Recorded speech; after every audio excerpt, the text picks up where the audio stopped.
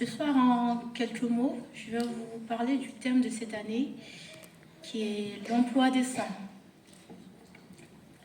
Un travail qui rémunère d'une manière juste les travailleurs et qui leur assure la sécurité peut être considéré comme un travail décent. En effet, le travail ne doit pas présenter de risque pour la santé. De ce fait, l'employeur a donc l'obligation de garantir des conditions de travail qui respectent la santé physique et mentale, ainsi que l'hygiène et la sécurité de tous les employés.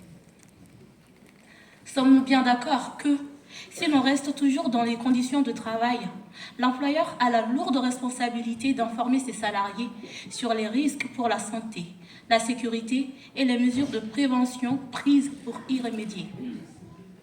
Ces informations doivent notamment avoir lieu à l'embauche.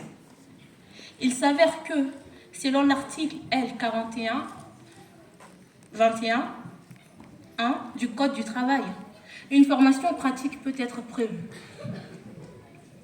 Pour vous, que signifie réellement l'emploi décent?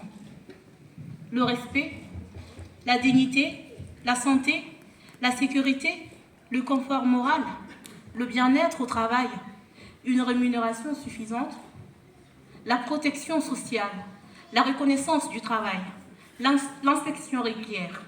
Et sans cela, nous ferons face à un travail indigne, indécent. L'employeur doit respecter les salariés et les faire se respecter. Nous avons tous dans notre entourage quelqu'un qui a déjà subi une situation contraire. Je vous donne un exemple frappant d'un patron sartois ayant besoin de personnel pour élever les volailles.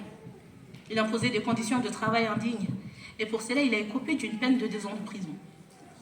Malgré des conditions de travail exténuantes et des horaires trop importantes, la plupart des salariés étaient en dessous du seuil de pauvreté, avec des revenus de survie compris entre 500 et 800 euros, avait indiqué la présidente du tribunal. Pour moi, c'est indigne, c'est irrespectueux, c'est de l'exploitation, esclavage en toute liberté. Parmi les personnes recrutées par cet employeur figuraient des travailleurs étrangers, des jeunes en rupture familiale, scolaire et sociale. L'homme a été relaxé du chef de traite d'êtres humains, mais il a été jugé coupable de rétribution inexistante ou insuffisante de personnes vulnérables, conditions de travail et d'hébergement indignes et travail dissimulé. Le travail dans des conditions d'insécurité, d'insalubrité et d'exploitation entraîne risque de dépendance. Le 24 avril 2013, par exemple, s'est produit l'effondrement d'un immeuble, le Ratna Plaza, au Bangladesh. Plus de 1100 morts. Pourtant, ces jours-là, les employés ont posé un droit de retrait, refusé par l'employeur. Ce dernier leur a ordonné de reprendre leur poste en invoquant un risque de faillite et en les menaçant de radiation. C'est indigne. Pour rester dans le cadre de l'esclavage moderne, c'est-à-dire les employeurs qui embauchent des personnes non régularisées en leur imposant des horaires trop importantes. Un exemple, un couple aisé embauche une jeune africaine au black avec 17 heures de travail par jour pour 64 euros par mois. Le couple a comparu devant le tribunal correctionnel de Haute-Seine pour avoir exploité pendant plus de 2 ans une personne sans papier. La victime travaillait 7 jours sur 7 pour un salaire de misère. Ces personnes n'ont pas d'assurance santé. Elles ne sont ni déclarées, ni sécurisées. Elles ne sont pas respectées. Elles sont humiliées, fatiguées. Et en cas de risque important d'accident de travail, elles ne seront ni couvertes, ni prises en charge. Le couple a été condamné par le tribunal correctionnel de Nanterre, Haute-Seine, à une peine de 18 mois d'emprisonnement avec sursis pour avoir exploité une employée de maison et garde d'enfants sans papier.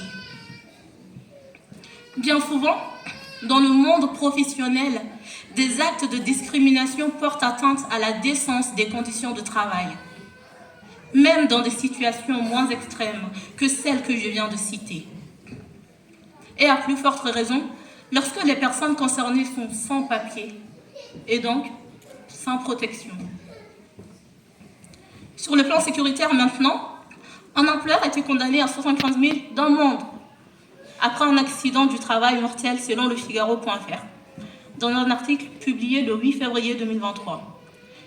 Une société a été reconnue coupable d'homicide involontaire par le tribunal de Saint-Nazaire. Un homme de 45 ans est décédé sur un chantier de montoir de Bretagne. Que s'est-il vraiment passé? Il aura fallu plus de 4 ans pour qu'une décision soit rendue. Un long délai pour les proches.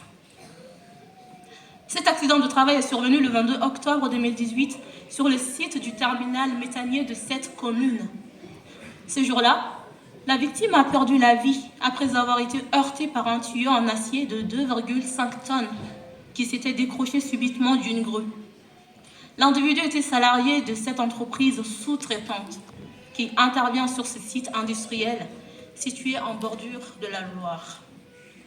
Manœuvre mal sécurisée. Selon les salariés, durant une précédente audience qui s'était déroulée le 10 janvier dernier, la magistrate du ministère public avait pointé du doigt une manœuvre qui n'était pas de nature à préserver la sécurité des employés. En résumé, je peux dire que le travail décent recoupe un ensemble de choses et peut être rapproché de certaines notions juridiques qui, par ailleurs, donnent lieu régulièrement à des condamnations. En élargissant le sujet, travailler décemment peut aussi signifier travailler à son rythme. En matière d'inclusion notamment, des structures comme les ESAT permettent aux personnes handicapées de trouver leur place dans le monde professionnel. Comme vous l'avez bien constaté, je me bats toujours contre l'injustice. Je déteste la discrimination dans le travail, la discrimination raciale de manière générale. Je déteste l'inégalité liée au genre. Nous sommes tous des êtres humains. Chaque individu a droit à la protection sociale, à la santé. Chaque individu a le droit d'être aimé, respecté, avec bienveillance et justice. Il est important de savoir que ces mots indignes, injustes, c'est-à-dire l'exploitation, la discrimination, l'inégalité, n'ont pas leur place dans cette communauté humaine. Je vous remercie.